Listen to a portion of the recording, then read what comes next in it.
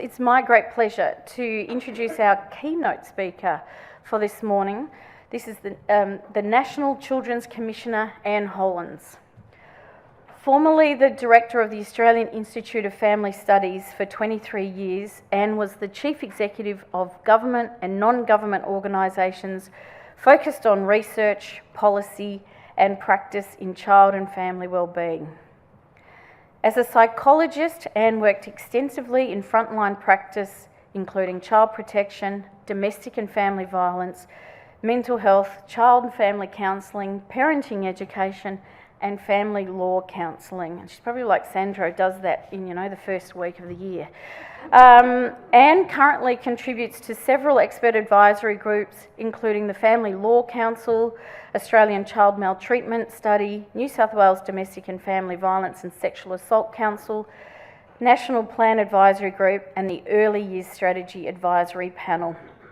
Anne is joining us online, and it gives me great pleasure to welcome you, Anne. Thanks for coming. Thank you so much for that very warm welcome, and thank you for inviting me to speak at this conference of the Western Victoria Primary Health Network. Congratulations on all your work, your critically important work that you do at the front line. I'd like to start by acknowledging that I'm joining you from the lands of the Camaragal people of the Eora Nations, and I pay my respects to the custodians of this land and their elders past and present, and to all of the First Nations people joining us today from wherever you are. I'd like to take this opportunity to share some of the things that are keeping me awake at night, including the need for cross-systems reform to ensure that service systems across health, education and social services are fit for purpose for children, young people and their families. And this goes really to that piece about health equity that you were speaking about in your introduction. I'm going to provide some of the recent findings from the groundbreaking Australian Child Maltreatment Study, but I just need to give you a bit of a warning that the data is very confronting if you haven't seen it before, and it may be distressing. So when I get to that bit, I'm going to share some slides, but otherwise I'll just chat to you as myself. As Australia's National Children's Commissioner, it's my job to monitor how well our laws and policies uphold the rights and wellbeing of Australia's children. So it's a very wide brief. But I actually started, as was noted in my bio, at the front line, actually in child protection and in community health settings. One of the things I've noticed in this role is that in Australia we lack a set of principles or guidelines to underpin government decisions and investments. And I think this is how we sometimes end up with knee-jerk reactions to problems, such as you may have been following the media on incidents of youth crime. And this we have these knee-jerk reactions based on what's on the front pages of the papers or what's perceived to be public sentiment. The United Nations Convention on the Rights of the Child requires that Australia apply a child rights-based approach and that we ensure that the best interests of children are our primary consideration in our decisions, and that we need to listen to children and give their views due weight. And the Convention recognises the important role of the family and also the responsibility of governments to support the family and to create the conditions that help families to keep their children safe and well. In my consultations around Australia for the report Keeping Kids Safe and Well, Your Voices, which is on the Australian Human Rights website, I heard a lot about services being poorly designed, fragmented or inaccessible because of numerous systemic barriers. These consultations were done to inform the national framework for protecting Australia's children and focused on kids and families with complex needs and disadvantages. I met with children and young people and adults in small groups supported by local partner organisations right around the country. We asked about two things: what helps to keep children safe and well? And secondly, what makes it hard to keep children safe and well? In other words, what are the barriers, the challenges, the gaps, and what needs to change?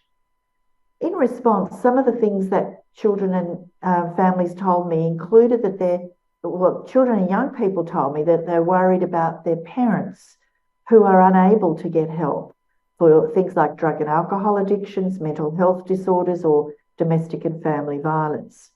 Children worry about the basics, such as family finances and housing, and many children said they do not feel safe or welcome at school. Children and their families told me that they would like to get help for different family members from the same place, instead of having to go searching for often inaccessible services, and that having a service provider who understands them and whom they can trust is a critical factor in getting help. This was especially important for First Nations children and their families.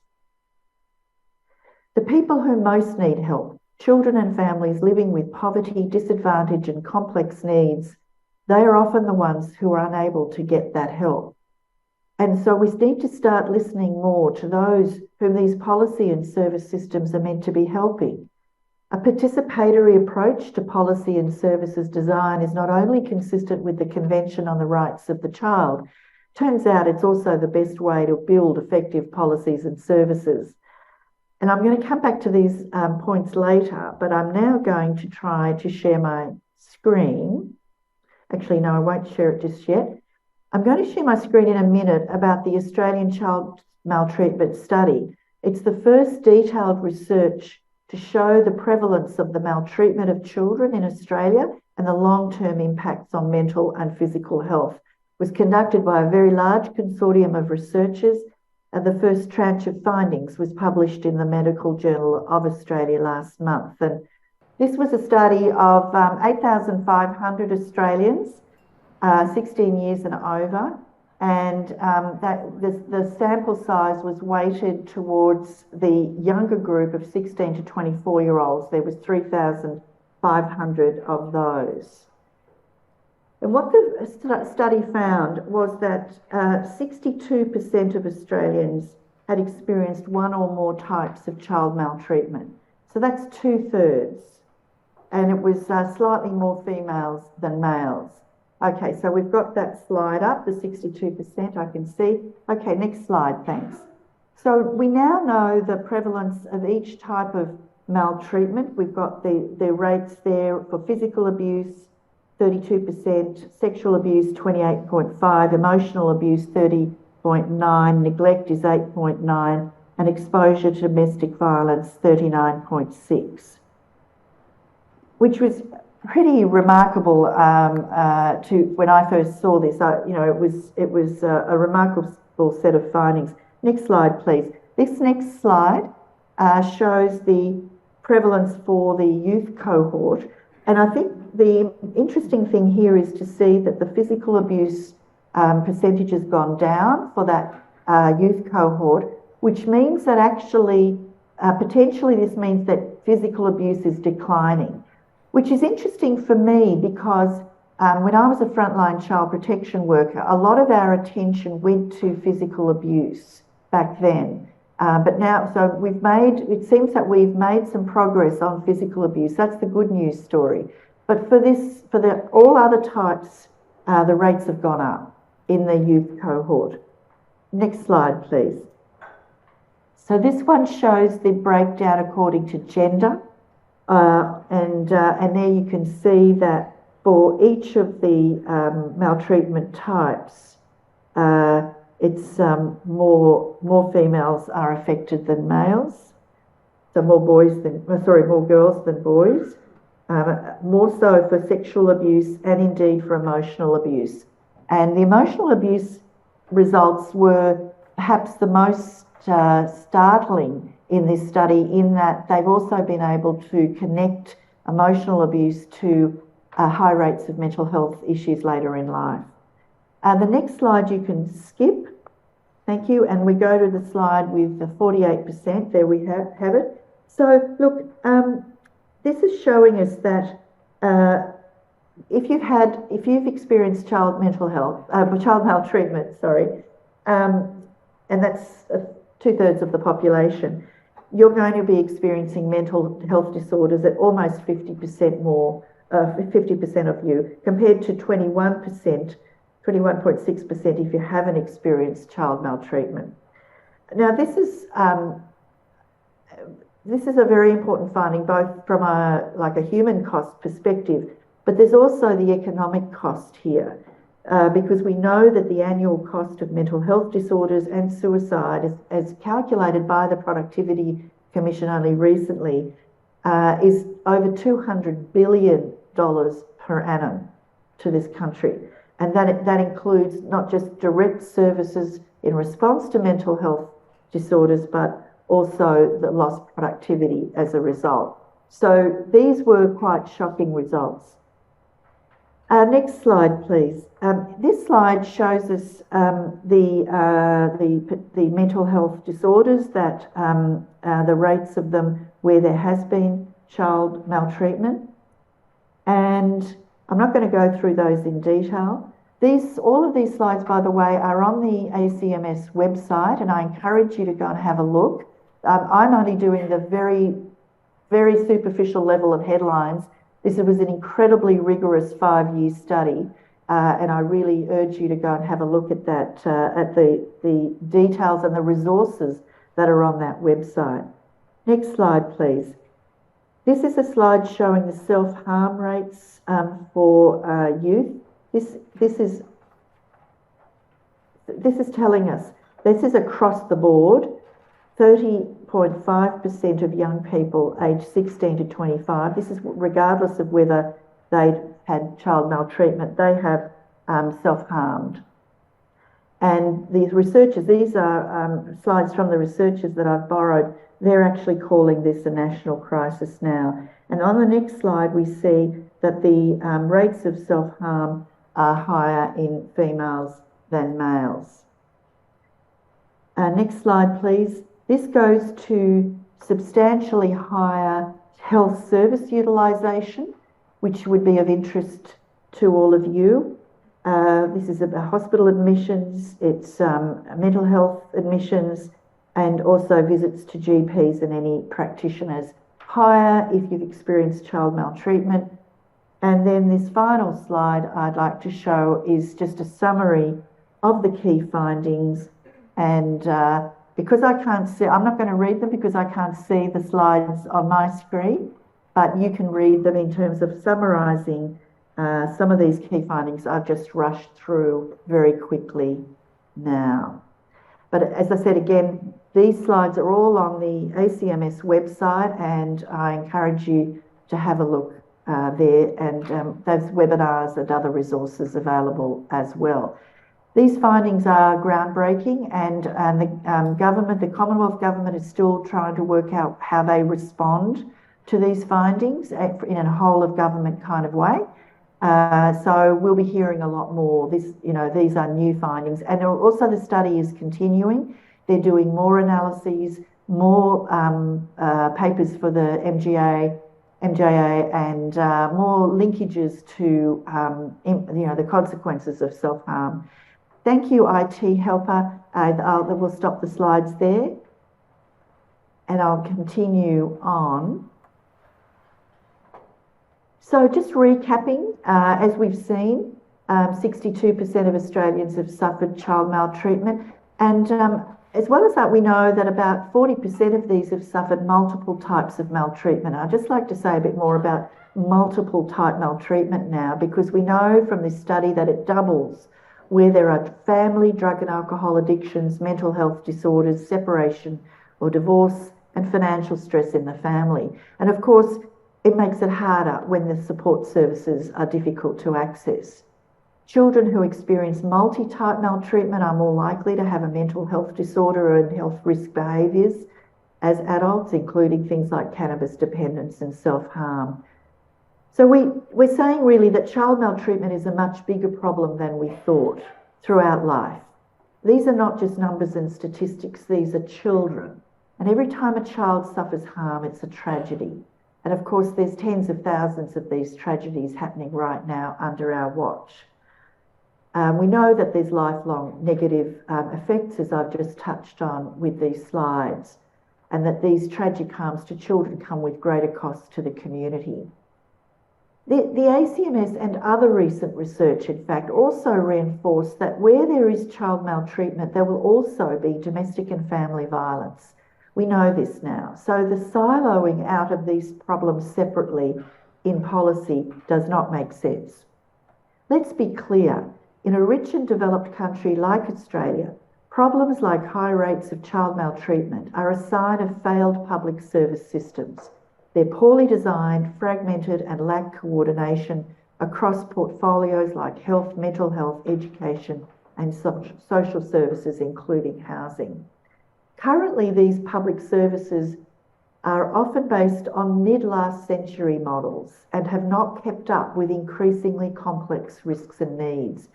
They're not fit for purpose for what people say they need today.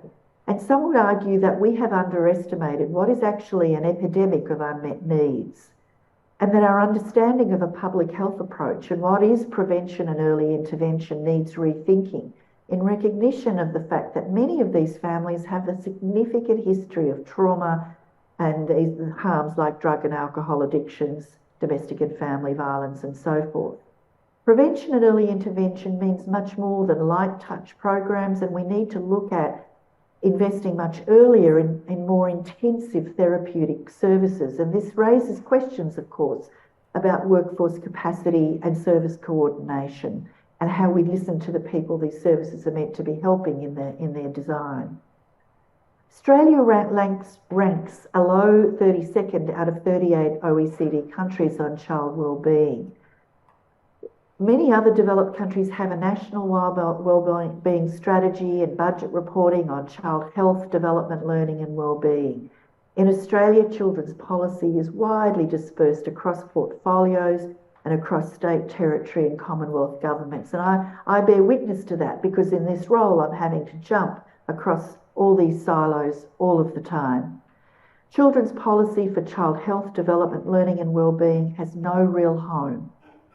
Children's policy lacks coordination and accountability and a sense of urgency for reform.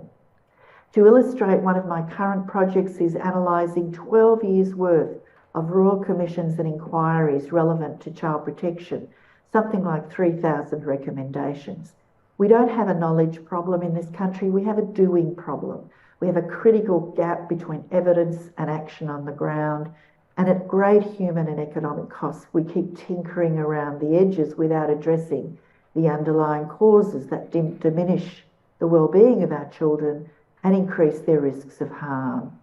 We've allowed complexity to be a barrier to critical reform. Child well-being needs to be a bipartisan national priority. According to the census, children aged 18 years and younger are 24%, nearly a quarter, of the Australian population. However, children are still seen as the responsibility of parents alone, not governments. And because government policy is dominated by the concerns of adults, and children are often pushed to the side and are invisible. Recently, we had the federal budget, which should have reminded us that economic policy is children's policy, but we never see both economic policy and children's policy in the same sentence.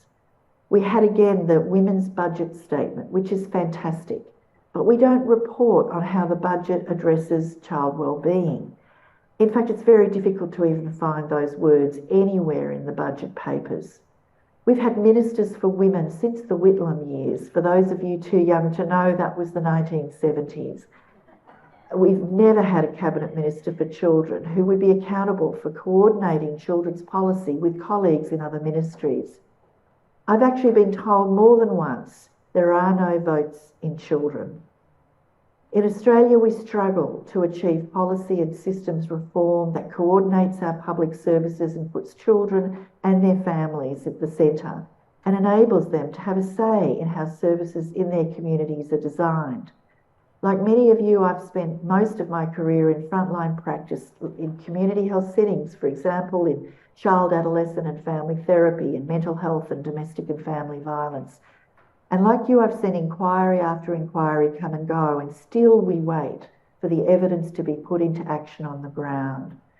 We know that change is complex and difficult, but we need to actually address the barriers within government itself that keep things the same.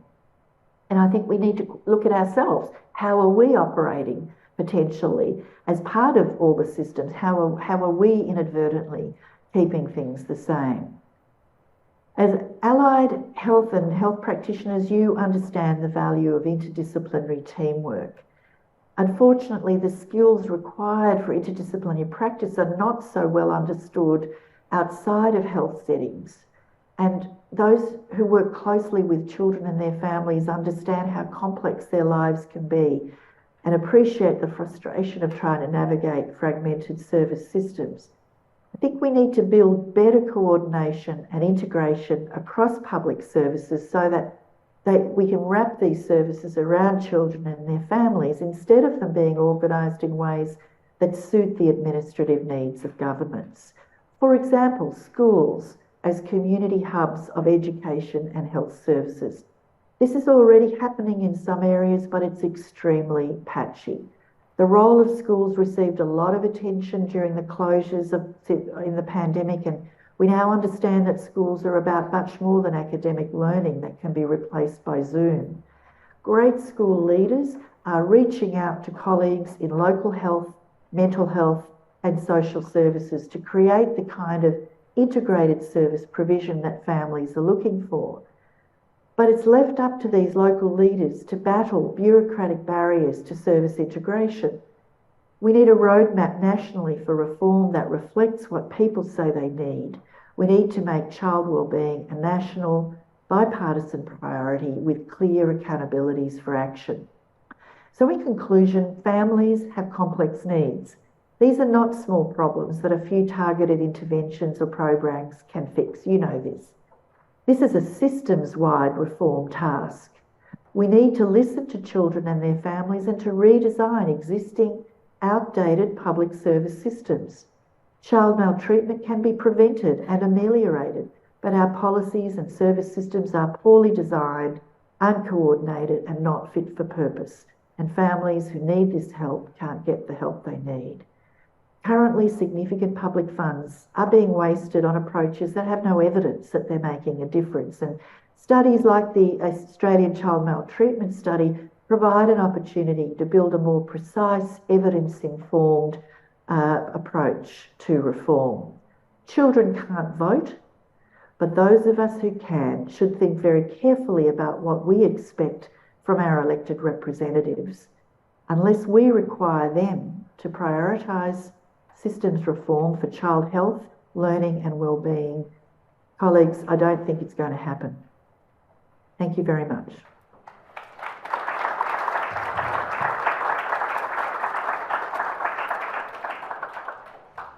Thank you, Anne, and thank you for presenting that very sobering data that I think really connects the dots between what we as primary care clinicians see on the ground and witness on the ground and really are working very hard to support children and families, particularly on the flip side of this or ongoing tail of this crisis.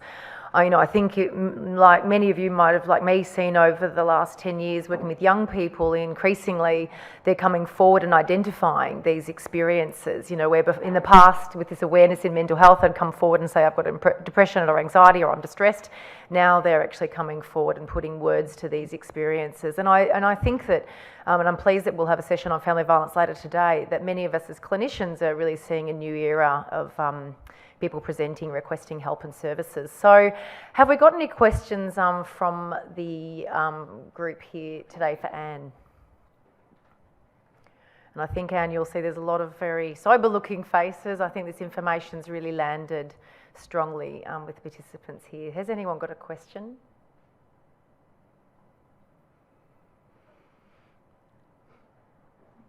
Kathy, we'll just wait for the mic to come to Kathy.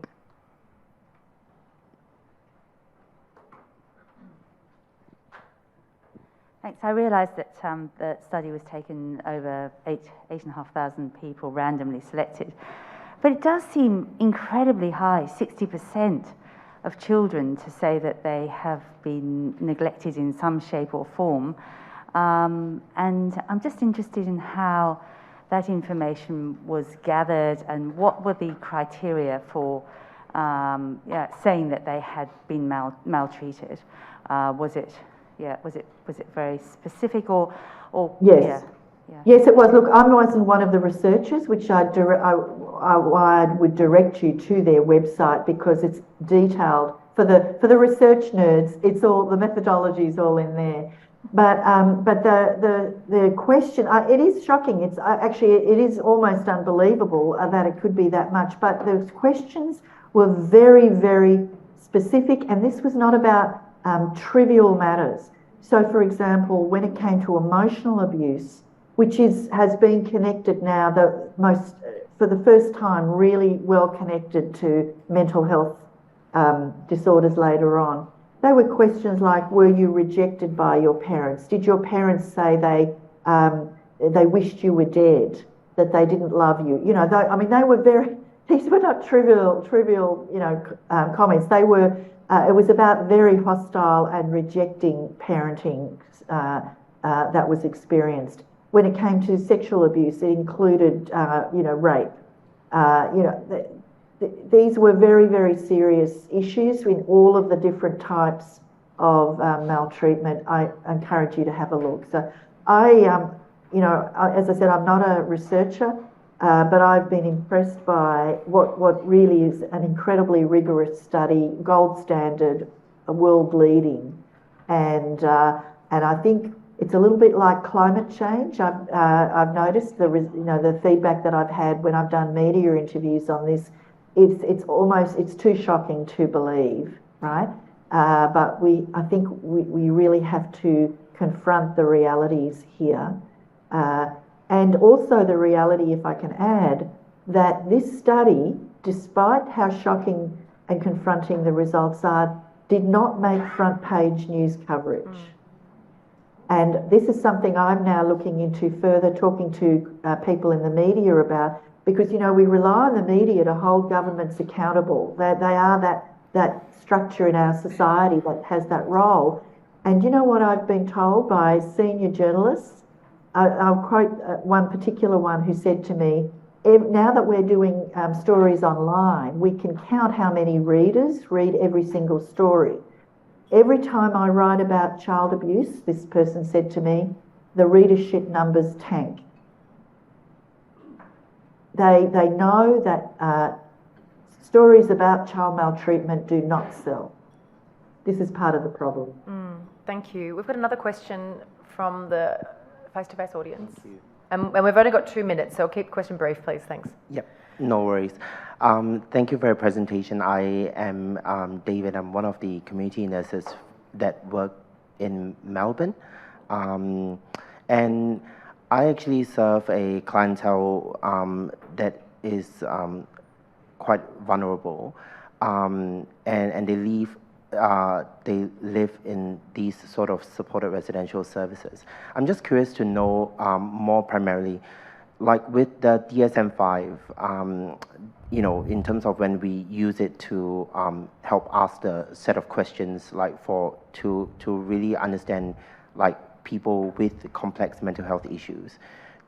Would you see this being applied or tailored for children as well, like especially in, like as what you've presented earlier with children in vulnerable settings who have faced, possible domestic or sexual violence?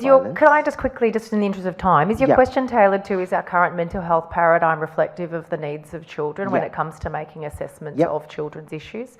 Yep, thanks, Anne. I mean, I know that you're not a clinician. However, I guess it does speak to, as you described before, the various sectors that young people exist within, but also thinking about what's useful for us on the ground. What does this mental health paradigm, where does it sit alongside what these reports show for us as frontline workers? How might you invite us to think about this problem?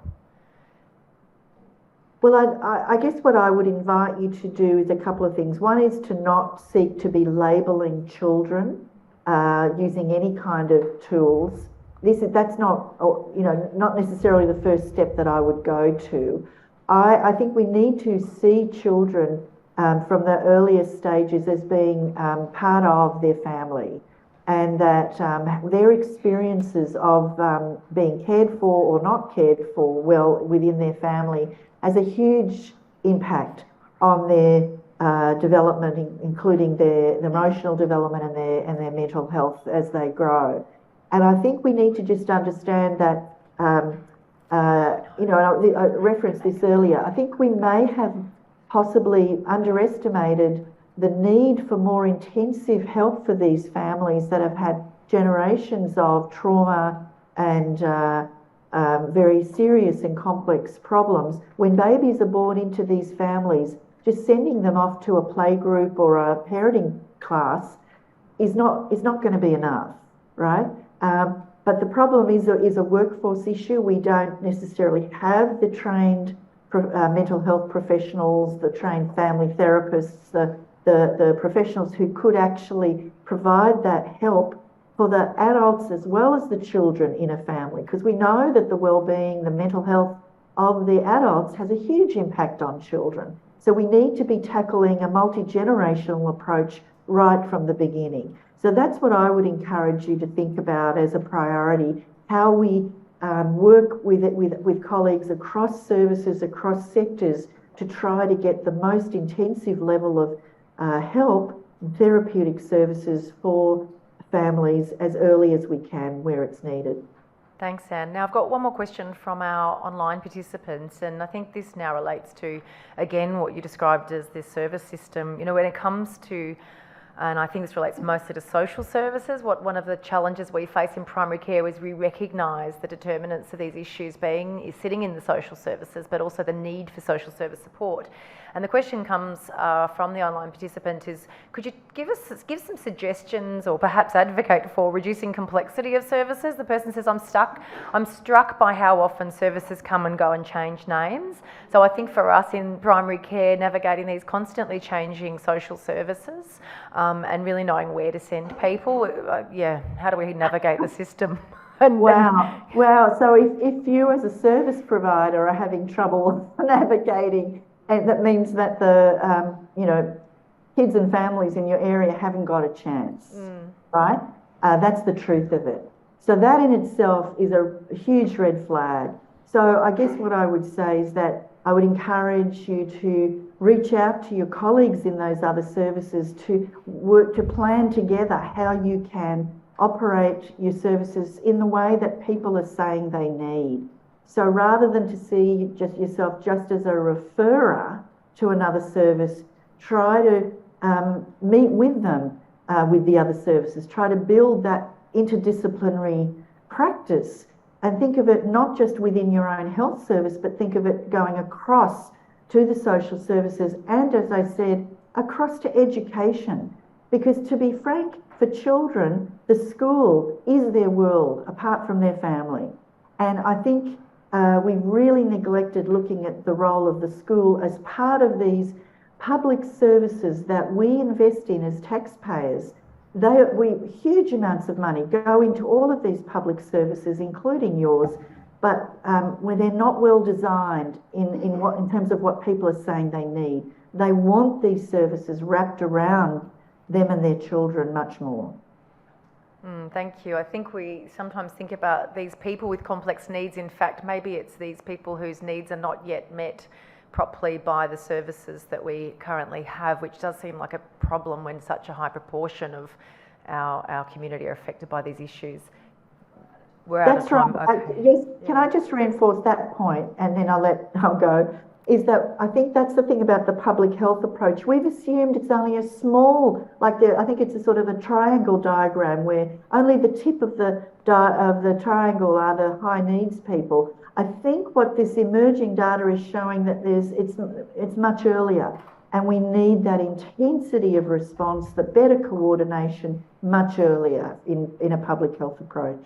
I'd like to thank you for your fierce advocacy. I just thank you so much for speaking to this story, and really in primary care we really urge, in this advocacy to bring the social sector closer to primary care. It is very hard for us to navigate it, and whatever you can do at the top levels to try to bring social service sectors deeper into primary care, we thank you in advance for those efforts. So please join me in thanking Anne Hollonds for her work.